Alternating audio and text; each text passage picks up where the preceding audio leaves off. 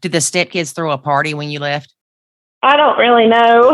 You know they did, girl. You know they were like, oh, yeah. Or at least that one did. You're listening to the Nacho Kids Podcast, where we discuss all things step-family related. Real stories, real people, real help. Your hosts are the creators of the Nacho Kids Method and the Nacho Kids Academy Step-Family Coaching Team, Lori and David Sims.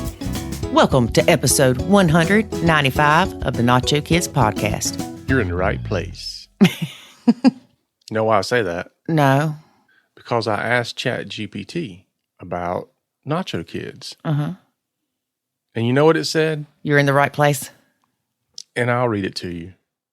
I asked it, well, specifically I said, are you familiar with the Nacho Kids Podcast? And so it replied back and says, I don't have personal experience or opinions about specific podcasts or individuals. However, I can tell you that the Nacho Kids Podcast is a podcast that focuses on the topic of Nacho Kids, which refers to children from previous marriage or relationships who are not the biological children of a new partner. The podcast offers advice and support to blended families who may be struggling with the challenges of co-parenting and step-parenting. The Nacho Kids Podcast covers a range of topics related to blended families, such as dealing with difficult ex-partners, setting boundaries, managing expectations, and improving communication. It features interviews with experts and real-life blended families who share their experience and insights. Overall, the Nacho Kids Podcast can be a helpful resource for blended families who are navigating the complexities of co-parenting and step-parenting. There you go. Even AI knows how beneficial it is. I mean, you know. That's pretty cool. Yeah. So my question is, if there are people out there that don't think it's beneficial, does that mean they lack intelligence? David. Does that mean that their intelligence is less than artificial? No, it means that they haven't gotten to the point where they need it. Oh, okay. It's because I don't know what less than artificial even is. Like, is that a thing? What can be less than artificial? You need to stop thinking, David. Non-existent? I don't know. But anyway, there you go. It's a very, very beneficial podcast. Even AI knows it. Awesome. So that's the long way of saying you're in the right place.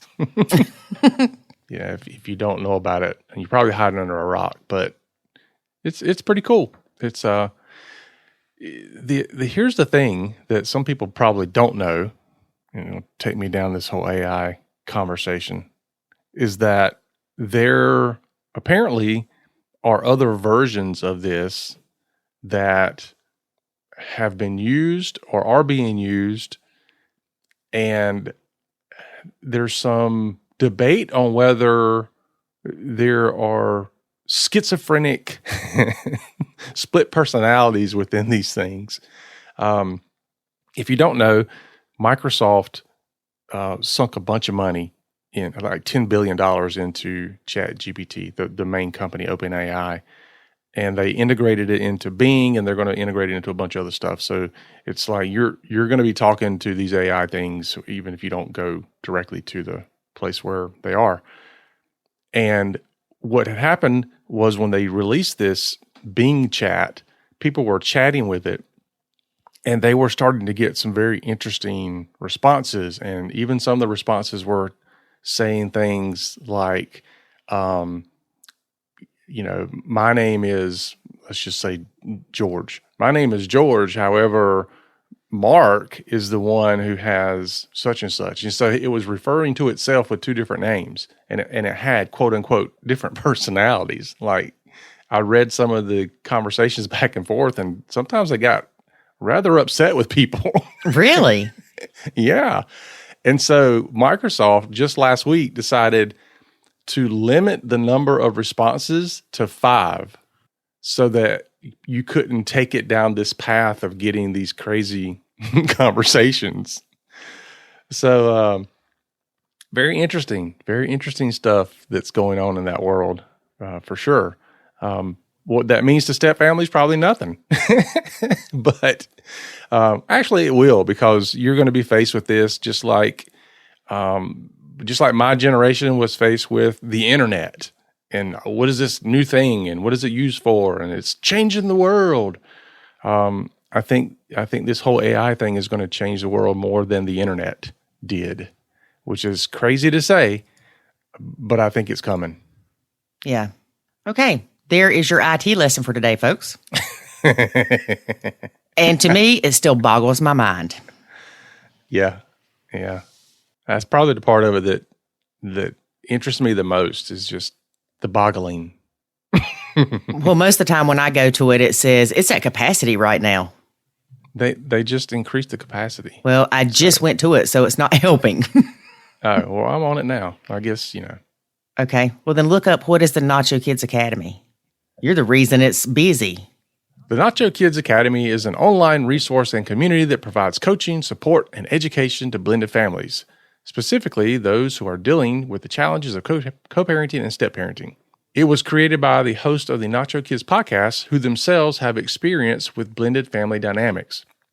The Nacho Kids Academy offers a variety of resources, including live coaching sessions, online courses, a private community forum, and access to a network of other blended families who are going through similar experiences. Some of the topics covered in the courses and coaching sessions include dealing with difficult ex-partners, navigating custody arrangements, setting boundaries, and improving communication. The Nacho Kids Academy is designed to provide practical, actionable advice and support to blended families who may be struggling with the unique challenges that come with step-parenting and co-parenting. It can be a valuable resource for those looking to improve their family dynamics and build stronger, healthier relationships. I like Chat GPT, GPI, whatever it is. That's pretty fantastic. Yeah, say that because next time somebody asks me what the Academy is, I'll have to use that. Send it to them. I know. That is really neat. Yep. All right, folks. So there you have it. That is what the Nacho Kids Academy offers. Yeah, according to AI. And it's accurate. I know. That's the crazy thing. Mm-hmm. All right. So this podcast is a little lengthy. Surprise. So let's get to talking about this real fast. Okay? Okay. Sure enough. Let's go. This is a guest that we actually had on our podcast on February the 3rd, episode 192. And there were things that we didn't cover with her. So I had her back, and we were going to focus on the family court system. We do talk about the family court system, but we talk about all kind of other stuff too. I know it's surprising that we jump topics. She has been blending for 8 years, 4 bio kids, 3 step kids, and has went through the family court system crap for 4 years. That's terrible. Yep. She had 3 different lawyers trying to fight the original ruling from the judge. Good grief. And you'll see why. I'm not going to tell you. But it's crazy. Once again, the family court system strikes. Sad day. Anyway, that's all I'm going to tell you. I will say, though, there's a few times throughout this podcast that you'll hear Shelley and I kind of talk over each other, and that's because, yes, I had a Zoom issue, and it only recorded 1 track, so I couldn't fix that. So bear with us. It's not bad, but just wanted to tell you about that. All righty. Well, then let's get to it. All right. Today, we have Stepmom Shelley again. Hey, Shelley, how are you? Hey, Lori, I'm good. How are you doing? Good. So you were a guest before, and we forgot to talk about the family court system. Oh, gosh. Yep, maybe so. So tell us a little bit about your blended dynamics before we get started talking about what you went through with the family court system. My blended dynamic. Wow. So let me just start off by saying I have 4 kids of my own, 4 biological children. My spouse and I, my current spouse and I, Jason, been together for 8 years now. He has 3 boys. I have 2 boys and 2 girls. None of those are children that are both of ours. They're his and mine. Our dynamic started out pretty fairy tale-ish. It was like, our family blended. Everybody loves each other. It was just too good to be true, literally. So it started out really, really well. And then, of course, people get to know each other and everybody's quirks start aggravating everybody else. So, but at this point, 8 years later, our dynamic it's complicated. Facebook status is complicated. How old are the kids? So our kids are all adults except for the baby, he's almost 14, and he's the only one that still lives at home. However, when I got the kids, they were teenagers. Right. When I got his kids, they were teenage boys. The youngest one had just turned 12, and the oldest one was 16. Well, one of the reasons I asked was because a lot of times people think once they become adults and move out, that the blended stress is over. And that is not the case. I will tell you from personal experience, and just kind of just throwing this disclaimer out there, everybody's situation is different. It is never just every other weekend child support situation for everybody. Mm-hmm. Everybody's situation is different. And oddly enough, you hear a lot of stories about how it started out really bad and now it's going a lot better. But for us, it started out really good and now it's really bad. So it does not get better as they become adults for some people. Now that my stepsons are adults, they think that gives them the right to disrespect my household in ways that they probably would not have been allowed to when they were younger, mm-hmm. for whatever reasons they deem that they feel they need to. And because of some of the disrespect that had previously been allowed in our relationship between myself and my spouse, and myself and my spouse's kids, my children, my adult children, choose not to come around. So really? It's very it's very complicated. Yeah. My kids do not like the disrespect. So they don't join us in holidays and stuff like that because I didn't raise my children to be disrespectful kids, and they don't like to watch the ignorant things that happen during holidays. So I do holidays separate with my kids and he does them separate with his. Okay. So let's back up. You get into this blend. Things seem great. Right. What happened to change that? Was it that they did get older and moved out? Was it the family court crap you went through for 4 years? Can you pinpoint what happened or what changed? I will tell you, and we will probably get in depth of talking about parts of blended families that people don't talk about a lot. But the biggest part of what happened was issues in the relationship between my spouse and myself, and things that the kids saw and experienced with us. So I would say that the biggest part of where things went wrong was the respect that an elder should have in the way that I was raised. And I do believe you were raised that way too. We kind of respect our elders no matter what. Mm-hmm. That's yes, ma'am, no, ma'am. That's right. That was not something that was enforced in my house with my stepkids. And there was a dynamic of how the boys and their dad lived their life before I came in and moved in and started having some of my hurt habits and hang-ups and quirks, kind of try to blend with the family like everybody else's. And it starts out as something simple, I can't stand a sink full of dishes, but they will go buy new dishes before they wash them. So it was stuff, I'm not exaggerating, that is the truth, but it was stuff like that kind of started out just kind of, you would just be like, oh, that's just, but it started out small and it turned into something big. So where things kind of got crazy is when the boys started becoming old enough to actually move in with us. So when they 18 and 19 out of mom's house, then they moved in with us. And, having them every weekend was tolerable because I was like, okay, well, it's just the weekend, and, staying on my spouse's team and trying to, just be there for my spouse and support him and do what I can to make this visit good because, everybody needs to see their kids, and just trying to be the best person I can be. I wasn't perfect at it. I promise you I wasn't, but it was, tolerable on the weekends. But when they moved in and they were there every day, and my living room turned into a men's locker room, and, things that we just were not, our lifestyles weren't compatible.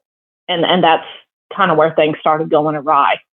So Well, you talk about some issues between you and your spouse, and the kids saw it. And right. David often talks about how when your kids see you, the step parent and the bio parent, treating each other with love and respect and kindness and forgiveness, they are more apt to treat the step parent that way. That is 100% true. And if they saw you fighting with their dad, they're not going to like you. You're fighting with their dad. That's right. That's 100% right. That is, like I said, that's a lot of the problem that I have with my stepkids at the even current moment, is things that happened in the past, things I said and did to hurt their dad, things he said and did to hurt me, and them being in the middle of it, seeing it, experiencing it, and whatever. But also, as step parents, we have to also understand that these kids have an emotional connection to their dad or their mom, and vice versa. We have emotional connections to our biologicals. And at the end of the day, no matter what's right, we kind of tend to stay biased to the emotional connections that we have. So regardless of whether or not they felt I was right, I've always told them, support your dad. You know what I'm saying? I mean, people come and go out of people's lives, always stand by your dad. So no matter what it is that I did, I was wrong. And no matter what it is he did, he was wrong. You see what I'm saying? Right. But yeah, we definitely had some knockdown dragouts, not physically, but we've definitely had some hardships in our relationship. I'm not going to paint our relationship out to be pretty at all. It has been, in some instances of the 8 years, it's been pretty toxic. So yeah, we've had, this has been definitely a roller coaster. And it's definitely had its ups and downs, but it's had its very goods and its very bads. You know, I'm not here to paint a pretty picture for step parents or biological parents, because we're all just doing this the best we can. But yeah, man, we've had some rough times, for real. So the stepkids move in after they age out, kind of, and from living with their mom. It causes a lot of stress on y'all. Are your kids still in the house at that time? No. My children were already gone. So they weren't exposed to the same things that the stepkids were? No, they were not. My youngest son he still lives at home, and he absolutely was exposed to everything. So but the older kids I have were not, no. Did you ever share with your older kids the struggles y'all were going through, or complain to them about your spouse? I did. Oh, big mistake. Yeah. And that was a big mistake. Yeah. Yeah. We've all done it. Not judging. But oh, yeah, of course not. No. We also know that your kids are not going to be so easy to forgive him for the things that he said or did that hurt you, as you will, because they don't love him like you do. That's exactly right. Likewise, his kids aren't as open to forgiving me as he is, because I definitely, I'm not innocent in this. I played my part too. Oh, yeah. So where are you now? How many kids are living with you that are his and that are yours? You've got one that's yours that's living with you. And how old is he? And that's it. He's 13. He'll be 14 soon. Okay. So he's the young one. Yes. Okay. For some reason, I was thinking he was the stepkid. How many of the stepkids are still living at home? None of them do. They've been gone for 3 years now. But things are still bad. They're not horrible, but they're not great. 2 of my stepsons are neither here nor there. They're not going out of their way to make things hard. Everybody knows we're all not best friends. We've hurt each other. We've been in situations where our feelings have been hurt, and we just try to be as cordial and kind to one another as we possibly can when we're in situations where we all have to be together, because we have a common interest, and that's their dad. Right. So regardless of how I feel about them, or regardless of how they feel about me, 2 of them are adults enough to understand that, hey, let's just move along. We're all here for dad, because dad loves all of us, and this is not fair to him. But one of them is not that way.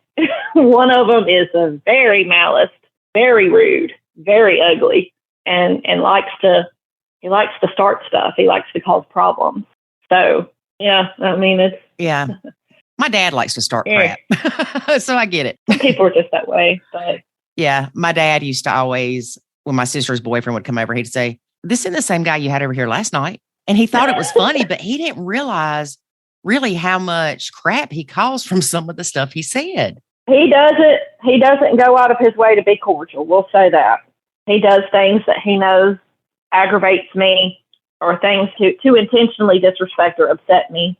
But, again, that goes back to what we were talking about before. His father making the efforts to display respect may have been the culprit in why he doesn't respect me now.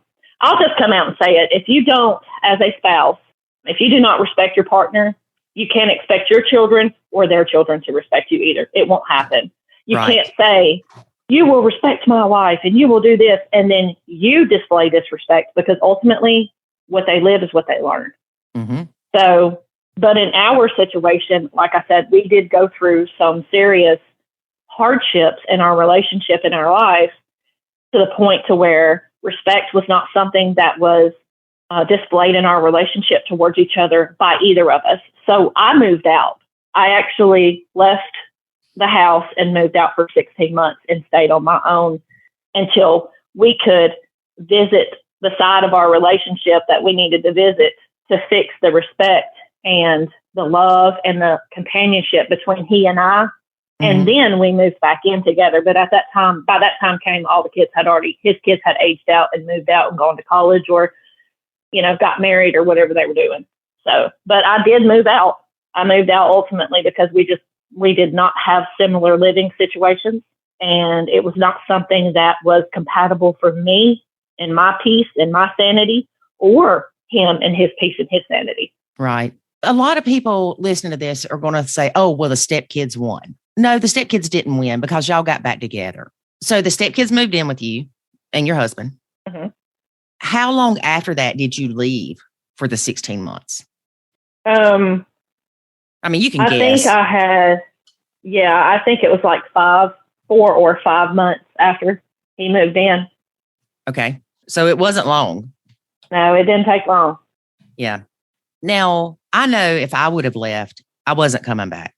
I just wasn't going to uproot my son, and I'd already sold my house. I wasn't going to go through that again. Right. What made you want to continue to try to make things work with your partner? Because I love him. Yeah. I love David too, but I still was like, if I pack up and I'm gone, I'm not coming back. Well, in most situations, that would be the case. And in any other relationship I've been in, that was definitely the case. Like, if I'm gone, I'm gone. Mm-hmm. But I don't have an explanation for it. This is just blood, sweat, and tears. I think honestly, a part of it was being afraid to fail. I know that sounds really stupid. No, it doesn't. No, it doesn't. Plus, this is what, your fourth marriage? Yes. Yeah, it is. And I don't count the first two. But yeah, it is my fourth. And I think that I'm one of those people that has been through a whole lot of stuff in my life. And so I've gotten to a point in my life where I'm just super honest. I'm super honest with myself and super honest with others. And even if it's not what you want to hear, it's the truth. But I think that even in being super honest with myself, I think that it was being afraid of failure. People saying, I knew it would never last. I told you so. You just kind of don't want to throw the towel in just so that you can prove people wrong sometimes. Or for the plain and simple fact that you don't want the stepkids to win. And that played a part in my decision too. I know that sounds, again, it whatever, but that was a part of my decision too. Like, these people are not going to destroy what I have built. Right. There were some very amazing parts to Jason and I's relationship that I don't think either one of us wanted to sacrifice, and Jason is a fantastic father. He took care of them. He took care of their mother, even when they weren't together. He's a great dad. He's a fantastic provider. But because he worked so much, I think he felt a lot of guilt for not being able to spend so much time with his kids because he worked all the time. Mm-hmm. And so when the boys moved in, it was just kind of like, it was something he had always wanted because he missed his kids from the time that he and his first wife separated. Fathers miss their kids too. I don't care what people say, but dads miss their kids. Yeah. It's not just about the moms. The dads miss their kids, and Jason's a great father. Mm-hmm. He missed his kids.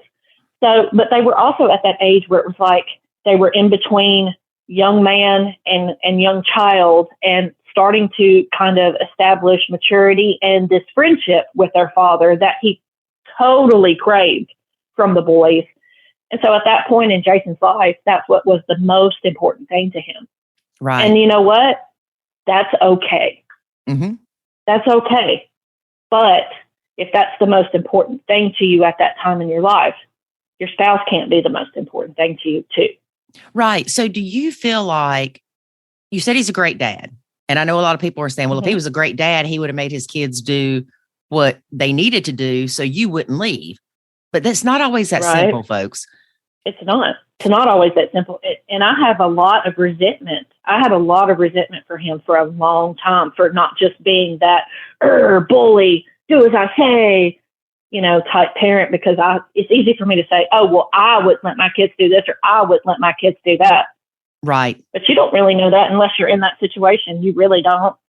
Well, that's what I was going to ask you is, did you feel like he chose his kids over you?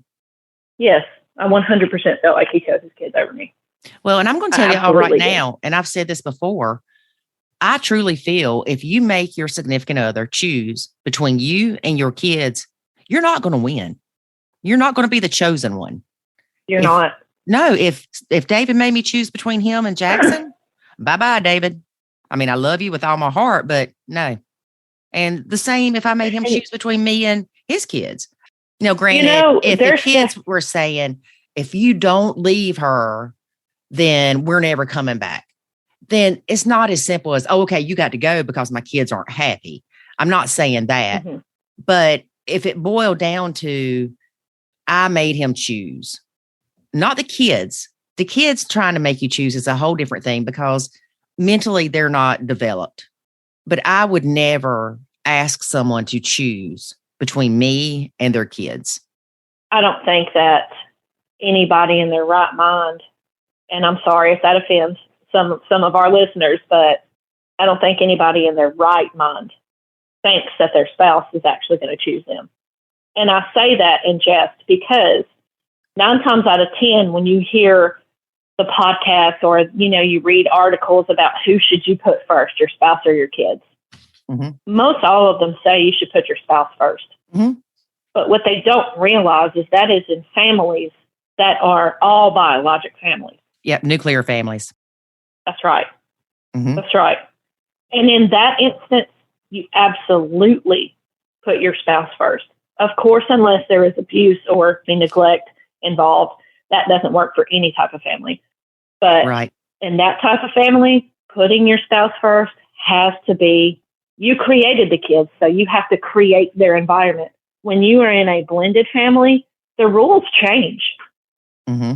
Now, are you supposed to put your spouse first in a blended family too? 100%. 100%, because you have to be an example to your kids. But if it comes to choosing, if you are made to choose by your spouse between your kids and them, honey, you're not going to win. Right. You're not. And it would be the same for me. I'm not going to let my son come to me and say, hey, I don't like Jason, because they've had their tiffies too. Sometimes they don't like each other even now. You know what I'm saying? Mm-hmm. We just work it through. But he's not going to come to me and say, hey, I don't like him anymore. I want to move. And me say, okay. Yeah. He doesn't have the maturity or the understanding. He doesn't know how this works just yet. And It may sound so easy for him to just come in and say, hey, Mom, I'm tired of the arguing, or I'm tired of this, or I'm tired of that. I'm ready to leave. Mm-hmm. No, you can't. Well, sometimes things take work. Yes. Yes. Well, how did you overcome the resentment that you felt towards your husband, feeling like that he chose the kids over you, or that he didn't stand up for you, or he could have prevented you from having to leave? How did you get over that resentment? Because getting over resentment is very possible, but it's hard and it takes work. Well, therapy, for one, I highly suggest it. I highly suggest therapy if you're in a blended family and it's perfect. But I definitely suggest it if you're struggling. It helps a lot. But me personally, try to put myself in his position, learning how to respond instead of react. Yes. A lot of us have, especially women, we're emotion based. Mm-hmm. And if we get our feelings hurt, we cry. Or if we get angry, we lash out. Or being emotion based creatures, you're going to experience our emotions. Right. Men are logical creatures. They're not emotion based. They base their whole thought process and how they react to things on logic. Mm-hmm. And I think that we could take an example of that. Don't hate me, women, but you have to kind of, you either control your emotions or you let them control you. And to be completely honest, for a long time, I let my emotions control me. Right. And so, that's one of the things that we teach in the Nacho Kids Academy is how not to let your emotions control you. Because the one thing in life you can control is how you let things affect you. And I actually, to be honest with you, I found Nacho right before I moved out. So I've been following you for a while. Yeah. But I listened to your podcast. I watched your Facebook page. And there were so many things that resonated with me. And then there were so many things that I didn't get advice on. But just knowing that there were other people going through the same things that I was going through, and that sometimes it works and sometimes it don't, put things in perspective. I mean, having someone to talk to about it, like I said, a therapist, I wouldn't suggest talking to family and friends because they're biased. They're always going to be biased, and they're always going to encourage you to leave that fool, you know? Well, and not just that, but they're going to carry that resentment once you've let it go. That's right. Mm-hmm. I had to make a decision, and I tell this to everybody. You have to make a decision. Okay. I say that I love Jason, and I do. I love him very much. It's very obvious that I do. But love is not always enough. Mm-hmm. There came a point in time where we had to work through the issues we have of disrespecting one another and allowing others to. We had to work through the resentment we have for each other. Being able to just communicate with one another without screaming and yelling and getting so emotional that takes over and the disrespect starting all over again. That mm-hmm. was our biggest thing that we had to accomplish. And you know what? We still haven't perfected it yet. There are still times where we talk about things and it gets heated and we're just like, you know what? I'm going to take a walk. Yep. Yeah. We've gotten to that point to where, we can go take these breaks and do what we need to do to calm ourselves down. But look, Lori, it was not easy. It is not for the weak. Yes. But it's not impossible. I'm here to tell you guys it is not impossible. Right. So let's not forget to talk about the family court system. So let's go back to that. Yes. Okay. When did y'all start going or having to go to family court? What was the trigger? Did your husband initiate it? Did the ex initiate it? So I never experienced family court with his kids. The custody was already decided.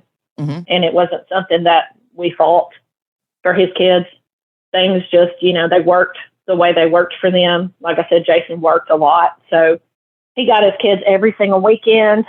And that's just how things worked. But for me, I had gone through, I had separated a year before my ex-husband, before I had met Jason.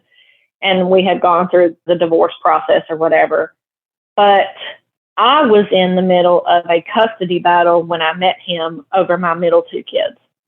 Okay. And I'm trying to think of how I say this without throwing people under the bus, because that's not what I'm in the business of doing. My ex-husband, my youngest son's dad, decided to participate in a lifestyle that we couldn't follow him in. We'll just say that. Okay. Sex, drugs, and rock and roll. Okay, go ahead. Yeah, exactly. Minus the sex and the rock and roll. So, but, it was something that was dangerous, and it was not what was best for the rest of the family. Now, I did tell you in our previous interview that my middle two children's stepmother was a nightmare. Mm-hmm. She just did not like me, does not like me, did not want me in the picture, went through above and beyond measures to try to get me out of the picture. But in discovering that my ex-husband had an addiction, that was all they needed. That was it. That was all they needed. Mm-hmm. And even though I wasn't an addict, never have been, that was not I wasn't participating in that lifestyle. But because he was, and I was trying to help him as his wife and get him treatment and do the things that a wife should do for her family, it kind of took a turn for the worse with the custody arrangement with my kids. So we had that point had a shared custody arrangement, and it went from shared to him having full custody and me having supervised visitations with my kids. Okay, so your second husband, which you had 2 kids with, right, ended up taking you to court to get custody of the kids because of what he heard about the third husband. Correct. Okay. Mm-hmm. So you go to court, and at that time, are you still with the third husband? Yeah, we were still married. Like I said, we were doing outpatient treatment at that time. I had made arrangements for my kids to where they would never be alone with him. They were being, after school care, whatever. He wasn't, oh God, this probably sounds horrible. He wasn't doing anything that would have hurt them. He was doing things that made him sleep a lot. Okay. Right. Mm-hmm. So he wasn't involved in something that was going to cause him to lash out or be abusive or go psychotic or anything like that. He was participating in abuse that equaled him passing out. Right. So I made sure that the kids were taken care of in the area of, we had somebody watching them after school. He was not with the kids unsupervised ever. Mm-hmm. Ever. And when I found out, I will go back and say this, when I found out that he was doing it, I left. I moved out. I left him. I took the kids. We're not doing this. The only way that we can work this out is if you get help. And so at that point, that's where we're at. He's getting help. Mm-hmm. So it wasn't just hey, you can go get messed up every day if you want to, and I'll take care of the kids. It wasn't like that. It was a little more complicated. He had gone to some treatments and then got out and was doing outpatient. So we were going through the process of getting him sober. Right. And, they found out or whatever. They find out? And private investigator. Really? Yeah. She hated me. Yeah, she hates me. I don't know why, but yeah, she well, how would toxic stepmother. I guess when you're going to rehab or treatment or things like that, the private investigator is going to be able to find that out pretty easily. Mm-hmm. Yeah. Yep. So they found out through the private investigator, and they took you to court. Yeah. Did the judge give you any alternative? For instance, did he say, if you leave your current husband, then I won't take your kids from you? No. Did they ever ask you if you were willing to leave your current husband for the quote, quote, safety of your kids? No. Okay. So you go to court, and nothing with court is cut and dry or black and white. Well, let me tell you this. We were in the middle of a court case, and they gave temporary custody. Because of the situation, they gave temporary custody to my ex-husband. Okay. And we had a court date for a review. Mm-hmm. Okay. When we went back for the review, I had hired a lawyer. And when we went back for the review, they had changed judges. My judge had retired. Okay. And when we went back to the review, the new judge said, well, the previous judge knows better than I. We're going to just make this permanent. Boom, done. What? I didn't get to fight for it. No, ma'am. Yeah. The court systems in my state are poo. I didn't get to fight for it. I didn't get to plead my case. I didn't get to show my evidence as to why the kids did not need to be with their dad. I didn't get to do any of that. And so I got my kids. They told me I had every other weekend and every Wednesday is what they gave me. Every other weekend and every Wednesday. I'm sitting here with my mouth open. I'm not shocked because the family court system, I don't know if there's anything that could shock me after all the stories I've heard. But what did your attorney say? Anything? Like, oh, well, sorry. Yeah, I hired 3 different attorneys trying to get this changed, trying to get my kids back home. My kids didn't want to live with their dad. It caused so many problems, health issues. My daughter was having horrible panic attacks, throwing up. My son was having these lash out sessions where he would freak out and I would just have to hold him and just rock him, they're 10, 11, 12 years old at this point. And they're just like, they don't want to be without their mom. They've been with me their whole life. Right. Their dad wasn't active in their life in the very beginning a whole lot. I had the kids all the time. He was in and out whenever he wanted to after we separated. Mm-hmm. He's not a bad man. I'm not saying that, but he just, he was doing his own thing after we separated. So anyway, it was very strenuous on the kids to be without me. And it was hard and they didn't understand it.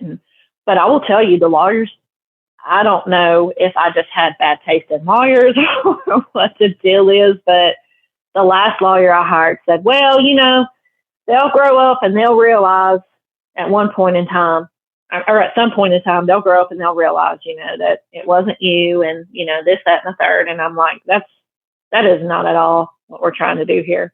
I didn't want child support. I didn't need anything from this man. I just wanted my kids. Right. Now, did they ever bring up possibly filing an appeal, or did you file an appeal? I did, and I lost it. So, and then I was ordered to pay child support. Mm. So, yeah, it's been a long, strange trip. But that's part of our life. Yeah. Those that have listened to our podcast know that I've been in the family court system off and on for almost 18 years. And it's just crazy. And then the stories we hear just make it even crazier. But at one point, my ex did try to appeal something. Appellate attorneys are not cheap, and they have to respond with so much paperwork. It's crazy. But I felt like I had to have an attorney because I didn't know what to do. And as a parent, you're freaking out that, oh my gosh, this is being appealed. What if they change it? What do I do? And the only thing I knew to do was to get an attorney. I can't imagine how you felt really trying to fight for your kids. And not only has one judge, I don't want to say screwed you, but let you down, we'll say. But then it's going to the appellate court, and they didn't see anything wrong with the second judge saying that. Yep. He just totally, our case wasn't even reviewed. It wasn't even reviewed. I walk up to the stand and I've got this suitcase full of evidence and letters from doctors and even letters my children have written, and he's just like, well, Judge so-and-so knows better than I do. We'll just keep it like it is. And I'm just like you, I'm floored. I was just floored. I'd have probably went to jail. Did you? Oh, no, I didn't. But it took everything I had inside of me to remind myself that I didn't need to screw this up for my kids. Right. Because I was very upset. Because God forbid, if you would have reacted, like we talked about earlier, if you would have reacted, you could have lost that every other weekend visitation and never seen your kids again and still had to pay child support. Yep. I've been through the ringer with that. I hate going to court. It is a trauma. It's a trigger for me. It's traumatic. Even the thought of anything like that, I don't have to worry about that with my older kids anymore, but I do have a 13-year-old, and his dad he's not involved a whole lot, but it scares me. What if his dad tried to do something? That's such a traumatic experience for me. Yeah. And, going through this before I met my current spouse, but I was still going through the motions of trying to get my visitation arranged when I met Jason. But this is, again, something else nobody talks about is trying to be there for your stepkids when you don't get to see your own. That was so hard for me. Yes. I love those boys so much. I do. I love my stepkids. I don't always like them, but I do love them. And I wanted them to have the greatest experience that they could have because their dad and them deserved that. But feeding them dinner Saturday night, playing board games, playing Risk or Monopoly or laughing and cutting up and the strength it took me not to just absolutely melt because I missed my own kids so much. Right. You can't, it's not explainable. You know, we deal with a lot of people in the academy through coaching and things like that. And a lot of times we have to remind the step parent that some of their not so good feelings towards the step kids could be because they don't have their kid as often as their partner has the step kids. That's absolutely true. That's 100% true. And I think that as parents, we don't consciously acknowledge that for our spouse or our stepchildren. We really don't. We don't acknowledge how difficult it might be for Jason to see my son every day. And his are grown up and he misses them. I miss my adult children. I miss my adult children horribly badly. Yes. I talked to my oldest child today. She's telling me that she's moving to North Korea. And I'm just like, what? Oh, my gosh. So, I mean, South Korea. I'm sorry, South Korea. My bad. Moving to South Korea. And I'm like, okay. It's funny you brought that up because I guess we will say my stepdaughter-in-law the other day mentioned that they had talked about trying to get stationed in Korea versus here in the States because the base they're at now has a lot of deployments. When she told me, I'm thinking, no, why you want to leave me? You going to take the grandbaby and just go to Korea? What are you thinking? And these are the step kids. I can't imagine my own kid. If they told me that, I'd call and put them on the passport list where they can't travel or something. I don't know what I would do. No, I mean, I support her. She's my artist and my musician, and she's got my gypsy spirit. So, you know, I want her to touch every piece of grass on this earth if she can. So I support it 100%. Doesn't make it easy on me, but I definitely support her. Yeah. Well, I know David had said before that when Jackson would go to his dad's on the weekend and I would make a comment that I miss Jackson or I wouldn't go in his room. It puts you kind of in a funk sometimes. And Dave, told me later that he wanted to go, what are you complaining about? I haven't seen my kids in 6 days and you're going to not see yours for 48 hours. We don't think about that. We really don't. And it becomes, but it's because it's habitual. It's our lifestyle. Right. But, in saying that, that's usually the fathers that have to experience missing the kids on the weekends, but it happens to moms too. Right. But either side, it's not okay.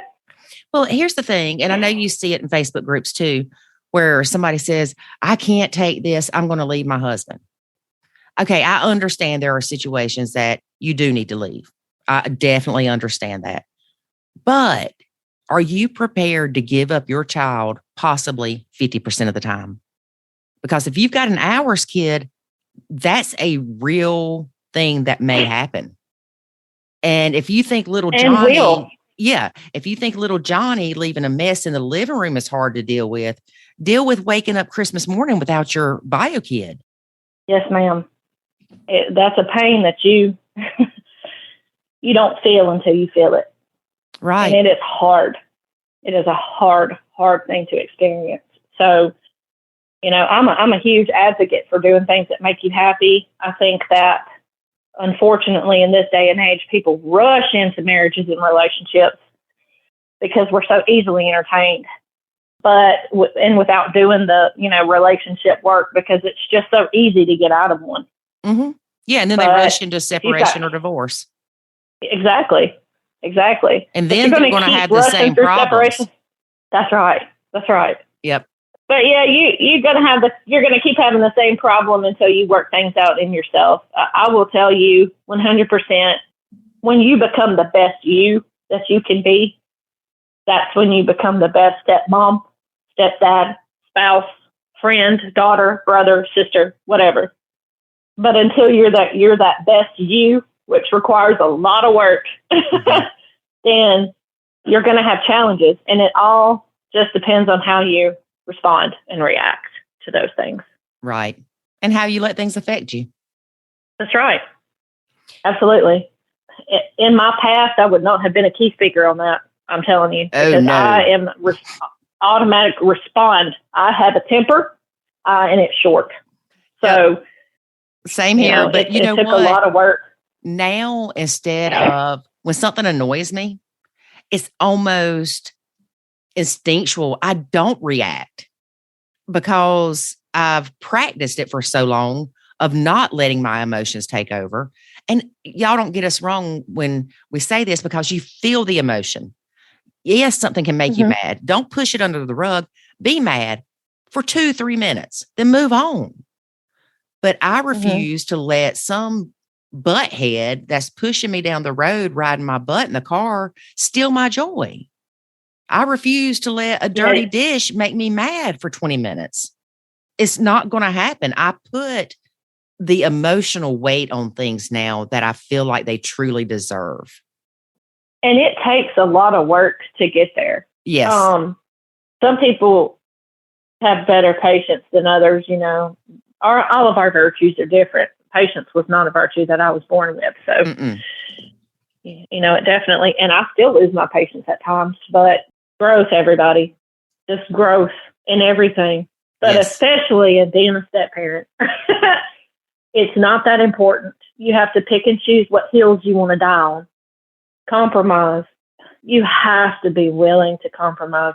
You have to understand that you're joining and blending two different families from two different upbringings, and maybe even two different sides of the world or the United States, or religious views, or either way you want to look at it.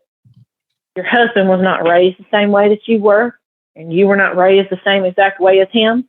Yep. And you are blending a family together with different views, different beliefs, different responses, different reactions. And you, as an adult, as a mature adult, have to find a way to coexist in these differences with your spouse in a way that is joyful and progressive for your family. Yes. It is not all about you. If you're a biological mom, it is not all about you. If you're a stepmom, it is not all about you. Yes.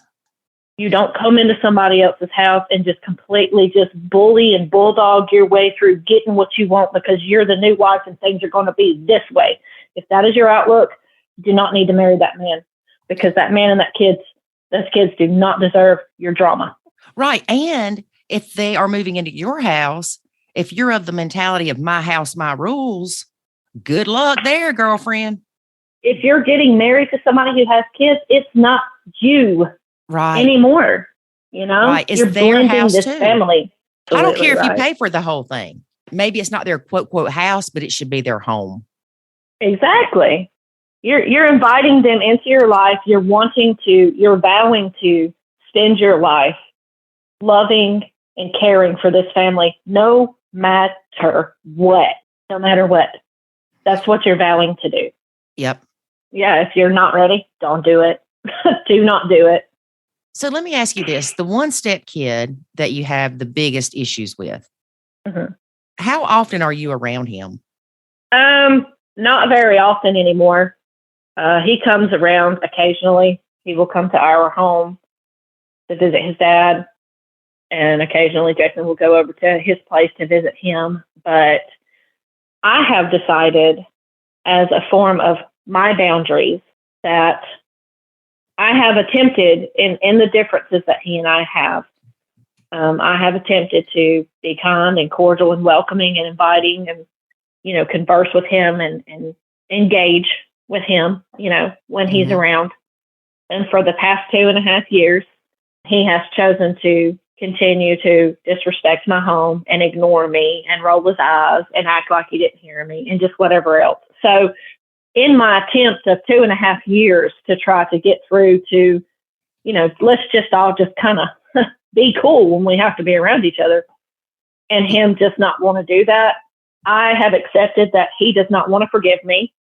He does not want to move forward, and he wants to go above and beyond to show his displeasure with me. So to avoid that even being an issue, I have laid the boundary down of I'm going to be in my room when he comes over, because not because I'm hiding from him, but because I'm just not going to give you the opportunity to upset me like that.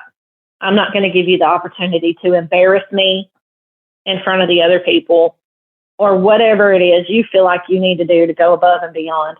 I'm going to go see my friends or go hang out with, I'm going to go to the gym. I'm going to go do something with the youngest son. I'm going to stay in my room and watch a movie or play a video game. Whatever it is I got to do. I'm not around him anymore. Yeah. So you're not showing him. Yeah, I'm not showing him. I'm not stepping on his toes. I'm not allowing him to step on mine.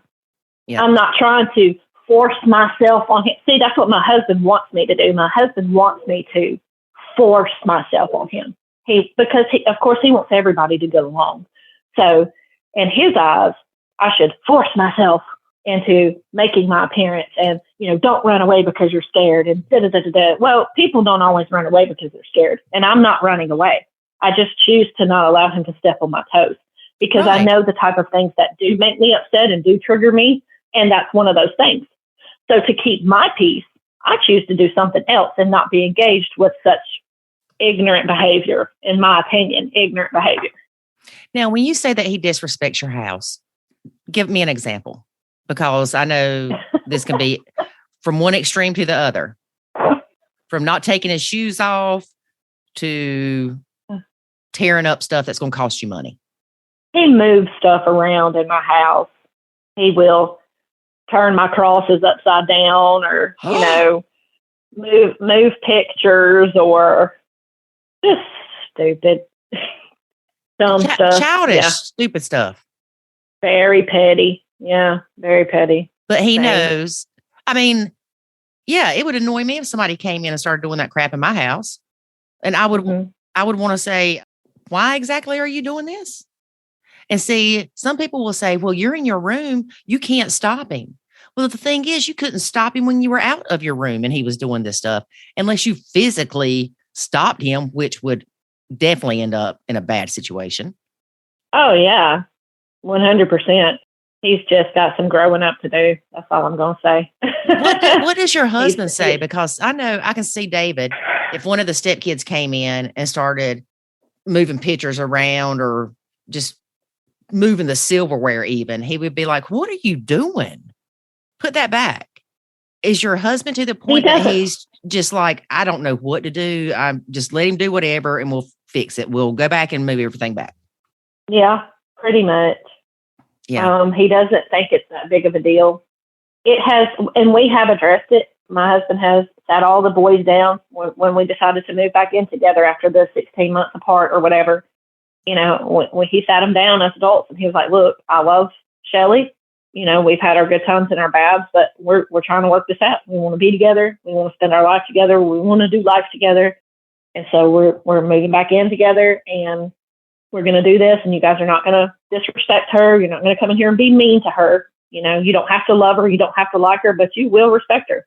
This is her home. This is not my house and she moved in. This is our home. Mm-hmm. But because they're adults, he can't choose whether or not they actually respect what he says. They don't have to respect him if they don't want to. Yeah, and, but two of them. And I get it. Two of them do, but it's part of me saying, well, I'll be darned if they're not going to respect his home, which is also your home, they wouldn't come over. But as I say that, I'm thinking it's his kid. Mm-hmm. He doesn't see it as a big deal when he moves pictures around or whatever, because he's being stupid is what he's doing. Right. And when I say stupid, I mean the stepson's being stupid by doing that. So I can see your husband going, look, it's not like he's setting the place on fire. It's not like he's planting drugs and calling the cops. I mean, again, we have to give things the same emotion, the proper emotional weight. But that's got to be so frustrating for both of you. It is. And when all this kind of stuff just first started happening, I took on that bully approach. Like you said, okay, look. I'm about to whoop you, boy. Yeah.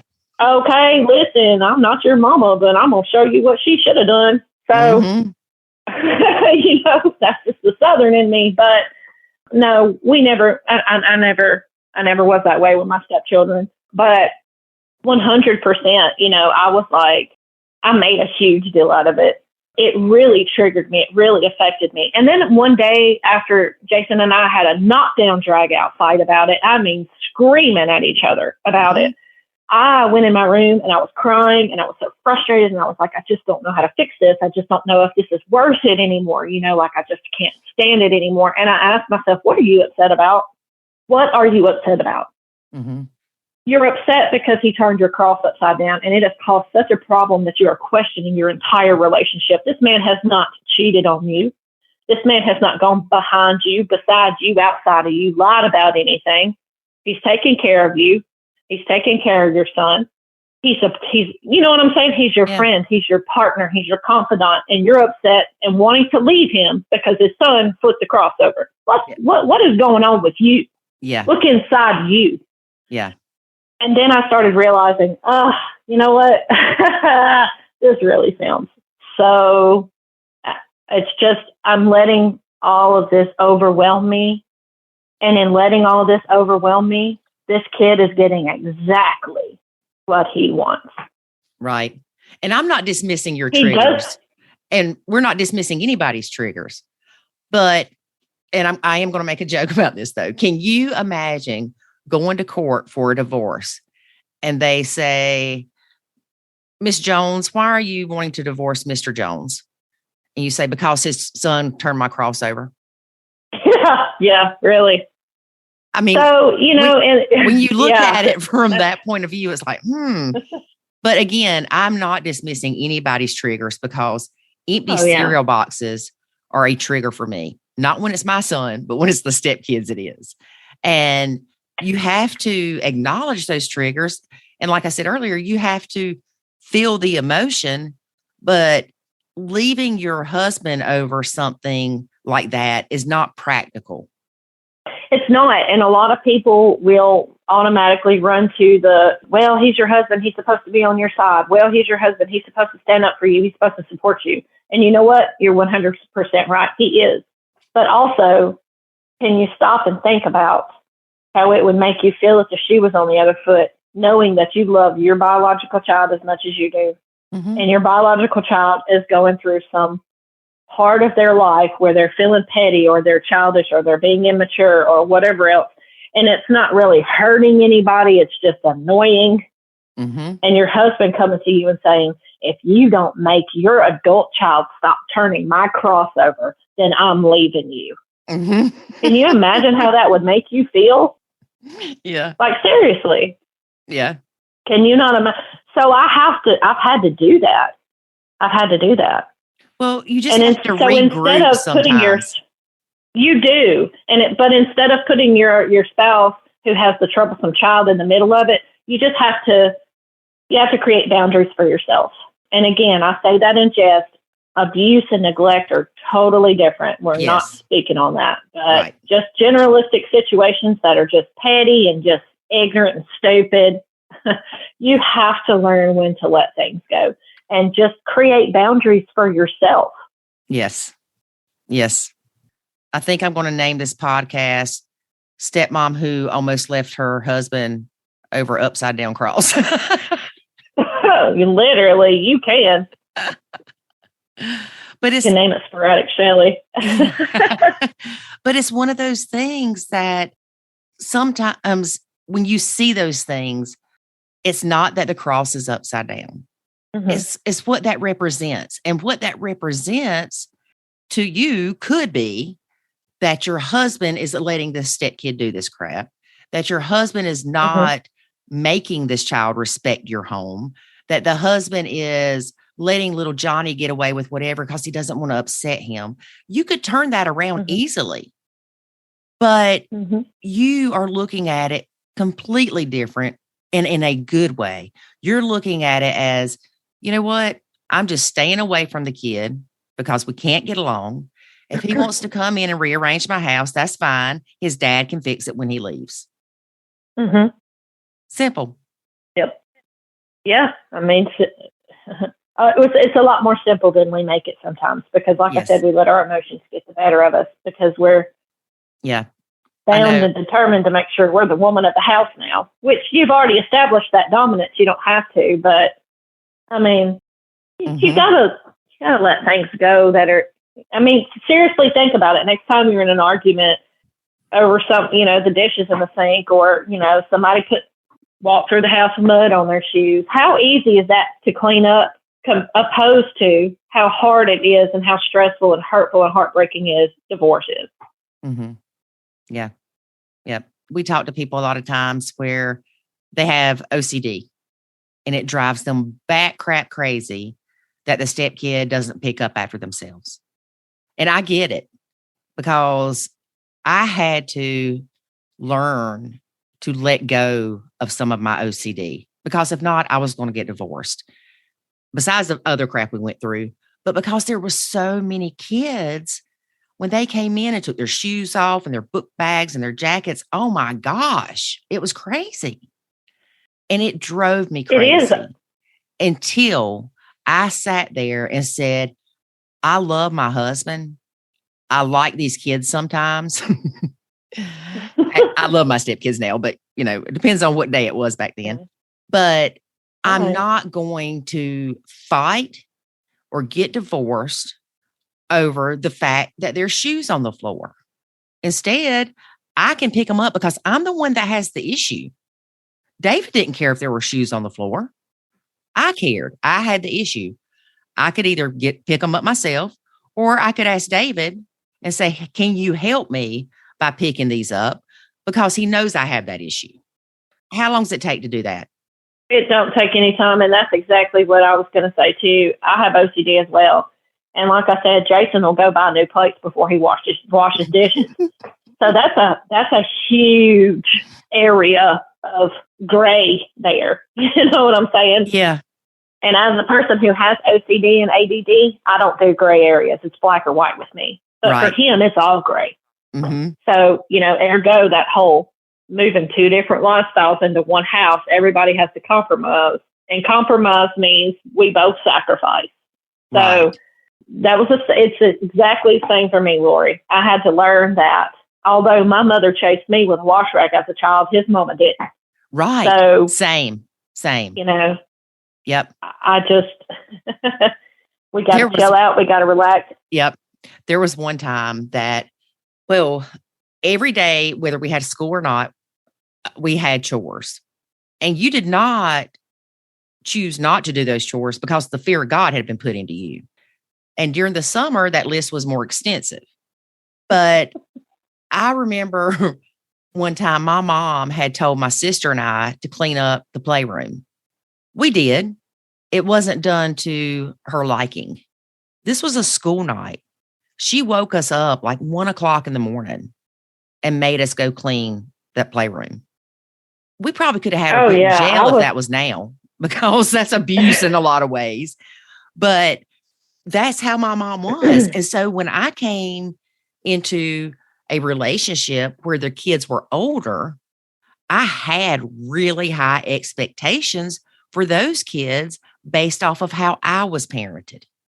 But I will say, when my son reached the age of those kids, I did not have those expectations because I did not want him to have the life that I had growing up. And that's right. And I think that's how generations kind of ebb and flow these days. We want to be a little bit better than our parents, but not so open as to the people questioning every single part of themselves. So, but I was raised the same way. Absolutely. We had chores every single day. And if they weren't done, it was the belt. Yes. I remember one time we had strict rules. We were not to sleep with the TV on at night. We could not sleep with the television on. And I woke up one night, my stepdad was whooping my butt with a belt. That's how he woke me up, because I left the TV on. So, I mean, we come from different generations, but it's the same. My son sleeps with the TV on every night now. It's not a problem for me. So, Well, and that's it's the same way. Is when you're raised with we'll just say very strict parent. Either you're going to copy that with your child because you see there are benefits to being strict with your kids, or you're going to be a lot more lax because you as an adult still remember as a child asking your mom for lunch money and her having a negative reaction and how that made you feel. And 45 years later, or whatever it is, 40 years later, you still feel that pain. Yeah. And you don't want that for your kids. That's a lot of times people automatically think guilty parent syndrome is based off of the fact that, say, Jackson's dad and I are not together. That's a little bit of it. But a bigger part of it is I want my son to feel the love from me that I didn't feel from my mom. And girl, you nailed it right on the head for me. That was my whole goal as a mother, is to make sure that my children know I love them. I might not have done anything else right. But girl, same. Same. Sometimes we forget that our significant others are parenting the way they are or not parenting the way they are because of how they were raised, whether it's they're trying to imitate how they were raised or trying to not imitate how they were raised, or the guilty parent syndrome kicks in because of the ex and not having a full nuclear family for your child, or it can just be they don't know what to do. You know what? And sometimes it's a mix of all three. I think that, and I'm going to be honest with you and tell you, I think that a lot of the reason that I was so patient and have been so patient with my husband in particular, because like I told you, any other relationship I had been in, I was out the door. Yeah. You do something I didn't like, I'm gone. I'd have been hasta la pasta. For whatever reason, exactly. But for whatever reason, it's a little different with Jay. I've definitely learned growth, and I've learned patience, and I've learned a lot of stuff I probably needed to have learned early on. But for him in particular, he lost both of his parents at a very young age. His mother passed when he was 18, and I think his dad died a couple of years later. He was 21. And so I go back to thinking of, like, looking at our 18-year-olds, his and mine, and seeing how immature they are and what they don't know and what they're not doing. You know what I'm saying? And the things that we as parents have to continue to teach them, because they don't stop learning when they're 18. Right. A lot of these parents are like, 18 and you're out of here. Okay, this kid is just now realizing, oh gosh, I'm an adult now. Like, that is... This kid's just realizing I need to wash behind my ears. Yeah. Kids are still stupid when they're 18. No, I'm just kidding. But yeah, they don't have it all together. And so I think about having lost both of his parents at so young, how he did not have that influence and he did not have that support. Right. And he didn't have that resource. Yep. And so he just kind of had to, at one of the most harder times in his life, transitioning between boy and man, and then becoming a young father himself and not having that support there. That was hard for him. And I think too, a lot of times people forget that men have emotions too. Right. So, yes. But yeah, that was really hard on him. And I think that that's what taught me to give so much of my time and my patience with him. You were giving him grace. Giving him something, girl. You were giving him grace. I hope he appreciates it. I'm sure he does. We need to have him on here now. Look. Let's ask you some questions. Yeah. Well, I am so glad that, first of all, that you came back on the podcast so we could talk more about stuff, but also that when you did leave for those 16 months, that you didn't give up on your marriage. It was hard, but if you want something bad enough, you make it happen. That's all I can tell you. That's all I can say. Well, before we wrap up, let me ask you this. When y'all split up, did y'all continue to see each other? Was there a time frame that you took a break, and not a Ross Rachel break, but a real break, to where it was like, we're just going to not talk for a little while and see how things go, see if we kind of feel the same way about each other? Or did y'all just completely kick into, we're still together, we're just in different homes, and we're going to figure out how to make this work? When we first split up, we realized that we needed to take a break, not a Ross and Rachel break, but a break from communicating every single day, all the time. We didn't see each other every day, obviously, like we had before. So we were still together. We wanted to establish that we were still together, Mm-hmm. And we were still in a monogamous relationship with each other, but we were kind of backing off to maybe work on ourselves a little bit more and go through managing some of the things in our life that we need to manage outside of our relationship and focus more on that than on the relationship. So we respected each other, didn't see other people. And it wasn't like I hate you, you hate me. And then we talked to each other 6 months later type deal. We retained our status, but we just kind of backed off of each other and gave each other some space. Yeah. And as hurtful as it was at that point in time, because I will tell you, it devastated me. It hurt me so bad. Oh, I can imagine. And I'm sure it hurt him too, as well. But as badly as it hurt me, after everything that we had gone through, it was the only thing that saved us. Mm-hmm. Yeah. We would not be together right now if we had not done that. Yep. Did the stepkids throw a party when you left? I don't really know. You know they did, girl. You know they were like, oh, yeah. Or at least that one did. Well, the one was doing whatever he wanted to do, regardless if I was there or not. But, yeah, that's true. I like to think that he took advantage of having a little more time with his dad. And that's good, because that's what that kid needed at that point in time. Because regardless of how I feel about that child and how that child treated me and how hurt I was, he was going through some stuff. Yep. And, he needed his dad at that point in time to help him get through it, whatever it was. And that didn't include me. And I had to respect that. And he still is going through some stuff, obviously. He is. And I just like to tell myself that at some point in time he'll grow up. But if he doesn't, I'm not going to let him steal my peace. So I can promise you that I don't lose any sleep at night over it. I used to. It used to hurt me bad because, believe it or not, that child was the one that I was closest to out of the 3 boys he has. Mm-hmm. I was closest to that one.